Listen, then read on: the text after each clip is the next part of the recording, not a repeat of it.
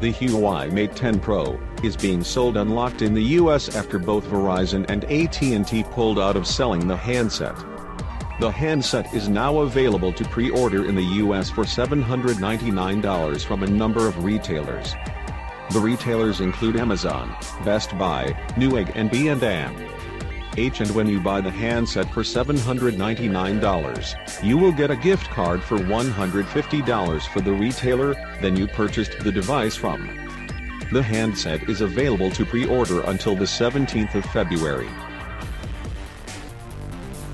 The Mate 10 Pro is equipped with a 6-inch AMOLED display that has a FHD Plus resolution of 2160 x 1080 pixels. It comes with a Kirin 970 processor, and a choice of 4GB of RAM and 64GB of storage, or 6GB of RAM and 128GB of storage.